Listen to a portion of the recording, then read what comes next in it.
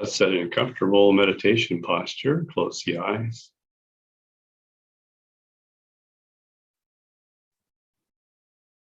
Put the attention on that deep inner silence that is always there. Become that silence. You are the silent witness.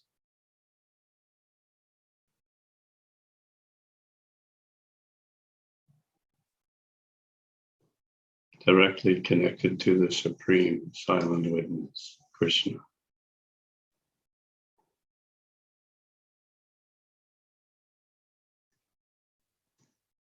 Now let us watch and listen to the Yoga Vashishta. We're in Book 5, Chapter 5, verse 27. The mind is of a gross nature and resides in the shell of the body, like a tortoise, dwelling in its hole. It is illogically intent upon its sensual enjoyments and is quite neglectful about the welfare of the soul. It is so shrouded by the impenetrable darkness of the world that neither the light of reason, nor the flame of fire, nor beams of the moon, nor the gleams of a dozen zodiacal suns have the power to penetrate into it.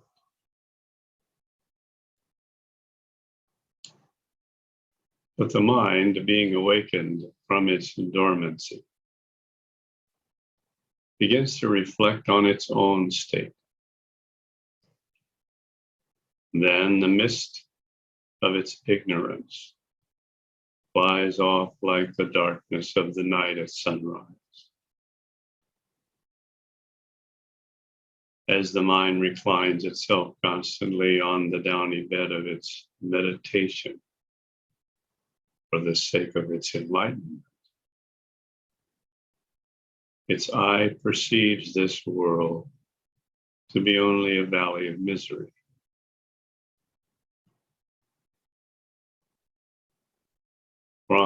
Know that the soul is not stained by its outer covering of the body. Just like the sky is unsoiled by the clouds of dust that hide its face. And like the petals of the lotus are untainted by the dewdrops falling upon them at night.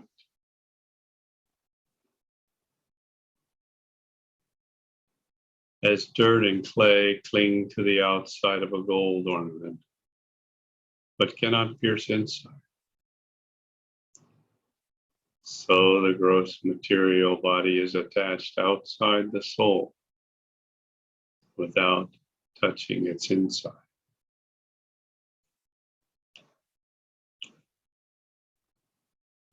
Men commonly attribute pleasure and pain to the soul,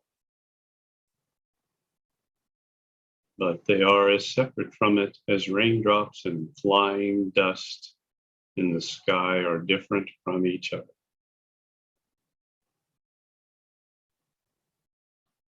Neither the body nor the soul is subject to pain or pleasure, all of which relate to the ignorance of the mind. This ignorance being removed, it will be found that they belong to neither.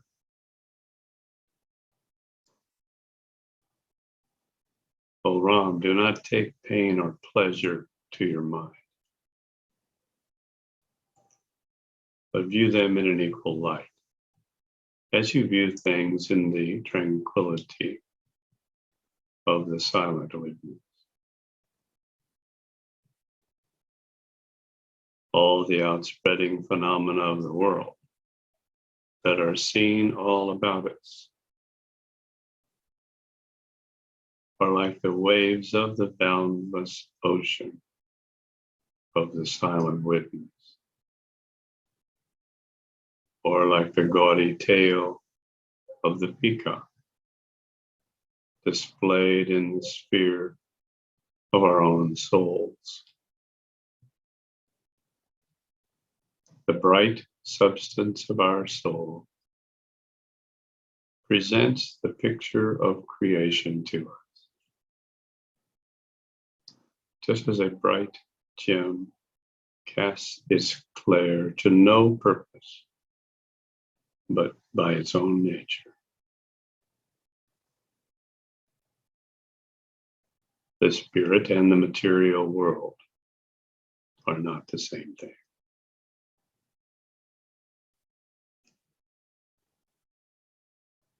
The divine witness is the spirit,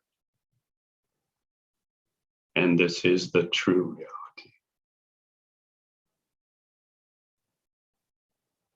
The duality of the world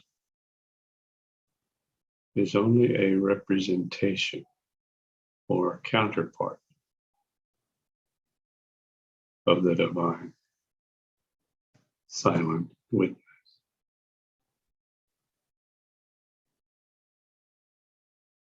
But the divine silent witness is the whole totality of existence. And know that the universe is the expansion of this divine silent witness.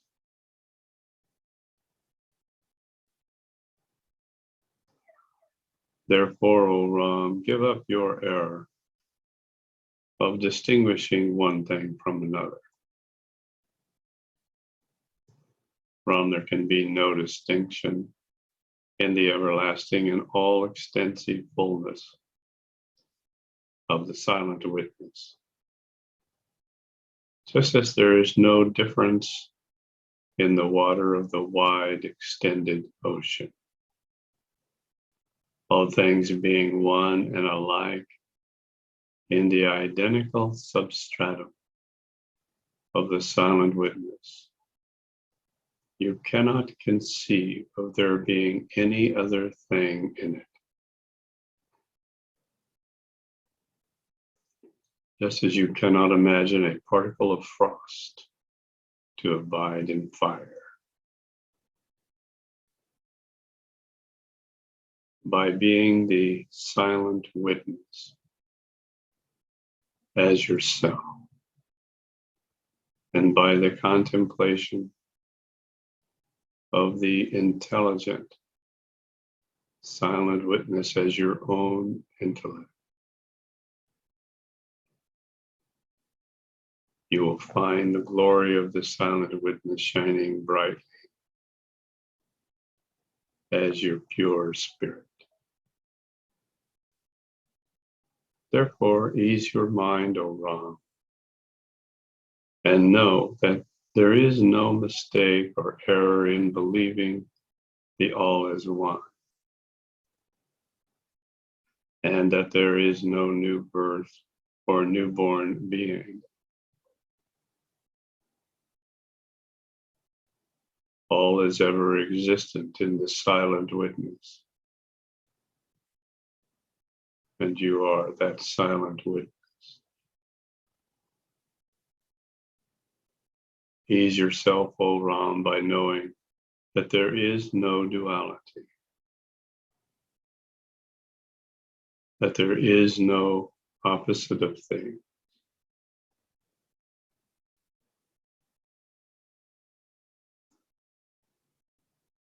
All is united in their oneness, in the divine unity.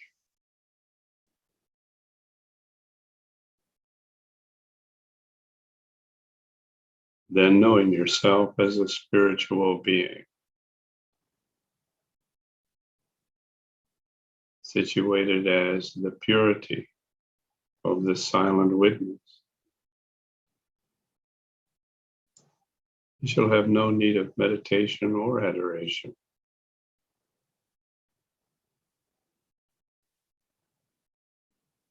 Knowing that you are not separated from God, forsake all your sorrow.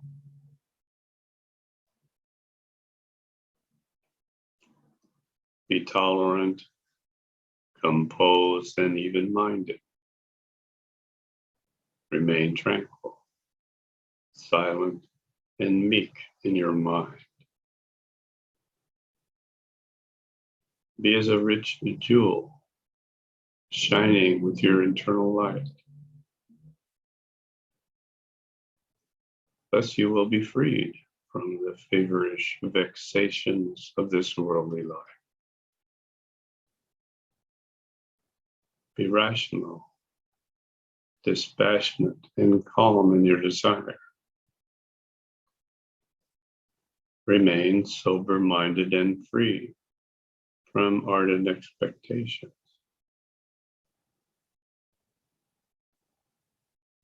Rest satisfied with what you get of your own lot in order to be free from the feverish heat of worldliness.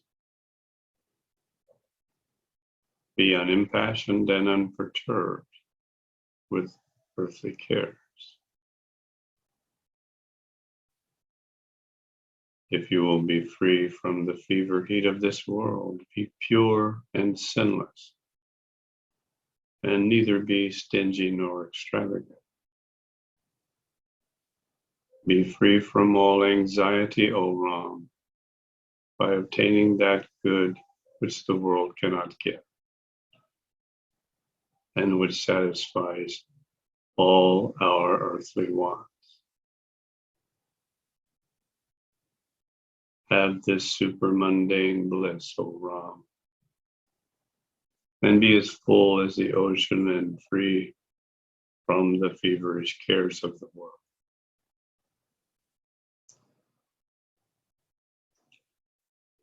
Be loosened from the net of your loose desires and wipe off the ointment of delusive affections from your eyes.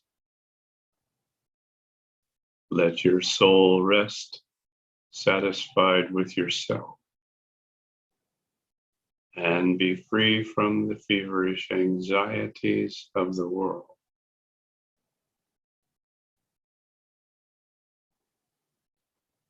With your spiritual body as the silent witness, reaching beyond unbounded space and rising above the height of the highest mountain. Be free from the feverish and petty cares of life. You must be free from the fever of life by enjoying what you get and asking nothing of anybody anywhere.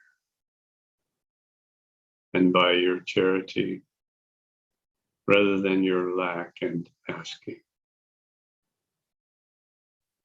Enjoy the fullness of your soul in yourself like the sea,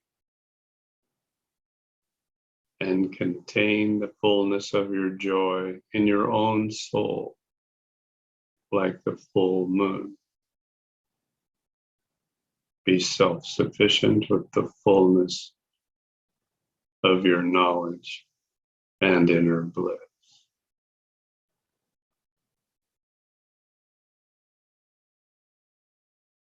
The Vasishtha is not recommending mood making. He is explaining what the experience will be when Ram is living in the eternal now.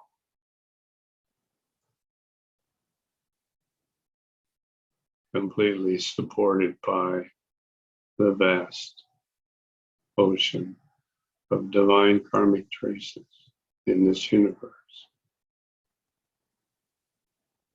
where all of his needs will be met spontaneously and exactly at the right time, without any effort at all on his part.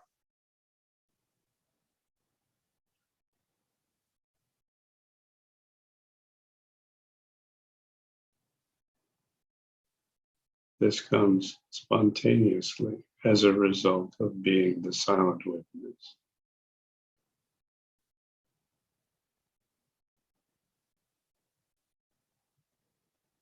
Knowing this world is unreal as an optical illusion. No wise man is misled to rely upon its untruthful scenes.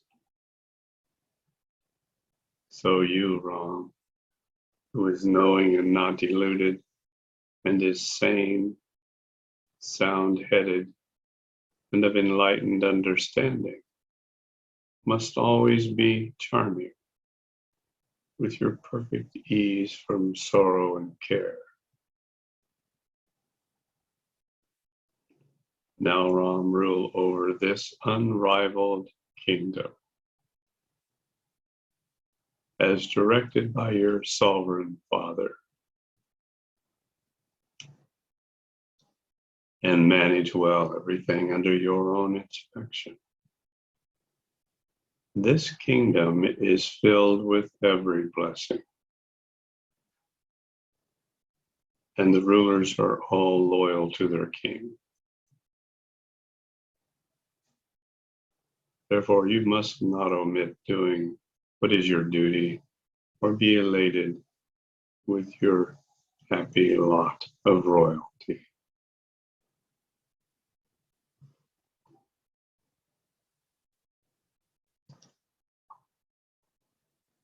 Chapter 6. Doing one's duty. Merit accrues through lifetimes. Vasishtha continued.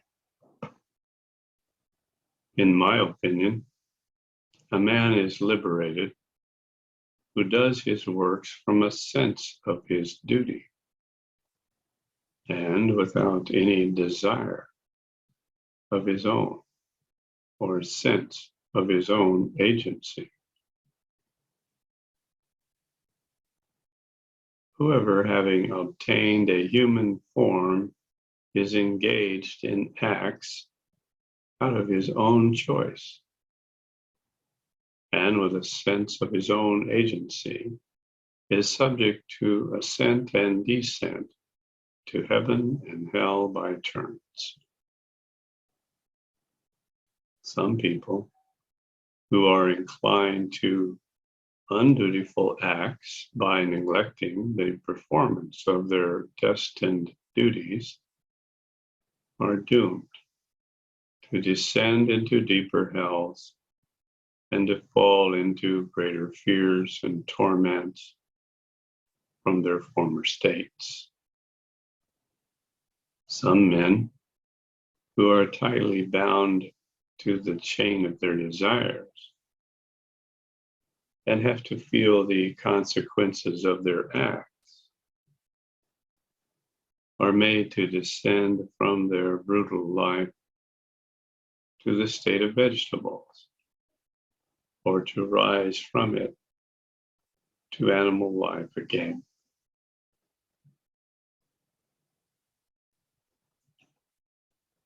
Some who are blessed with the knowledge of the Spirit from their investigation of abstruse philosophy break through the chains of desire and rise to the state of single aloneness in divine unity. This is the state of Kaivalya.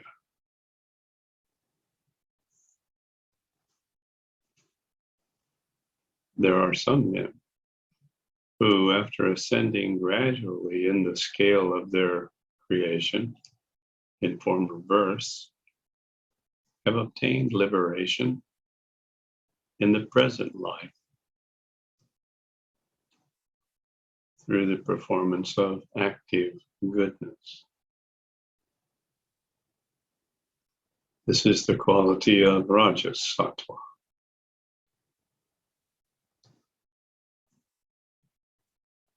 Such men, being born again on earth, assume their bright qualities, like the crescent moon, and are united with all prosperity, like a kerchief plant covered with blossoms in the flowering time of the rainy season.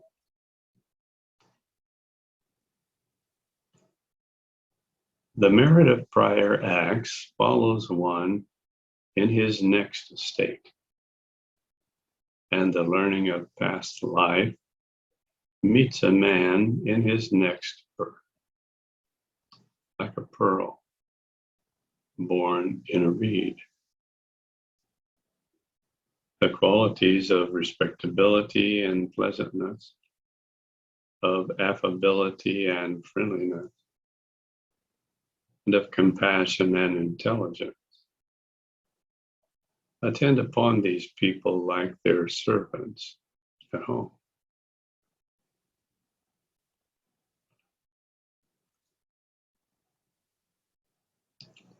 Happy is the man who is steady in the discharge of his duties and is not overjoyed or depressed at the fruition or failure of their results. The defects of the dutiful and their pain and pleasure in the performance of duties are all lost under the sense of their duty, just as the darkness of night is dispelled by the light of the day and the clouds of rainy season are dispersed in autumn. The man of a submissive and sweet disposition is liked by everybody. Just as the sweet music of reeds in the forest attracts the ears of wild antelope. The qualities of the past life accompany a man in his next birth, like swallows in rainy season.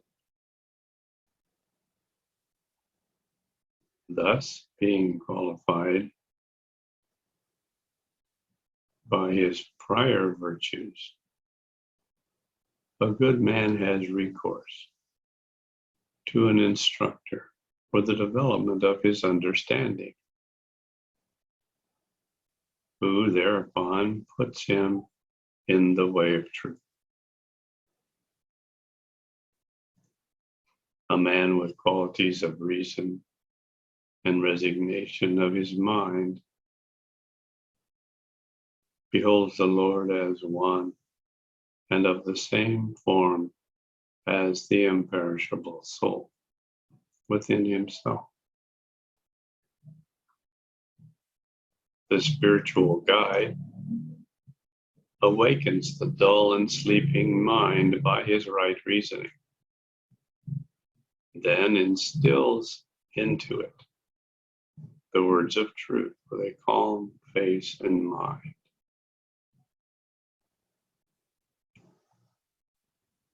They are the best qualified in later births, who learn first to awaken their worthless and dormant minds, just as they rouse a sleeping male deer in the forest.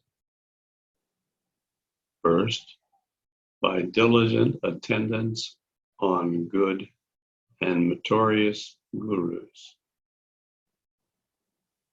Then by cleansing the gym of their mind with the help of reasoning. Pure-hearted men come to the light of truth and perceive the divine light shining in their souls.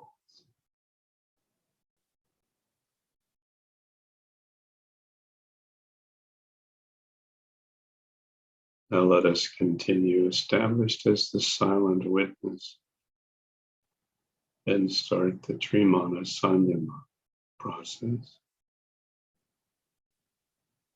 focusing on the esoteric Mahamantra to establish that perfect union with the divine silent witness.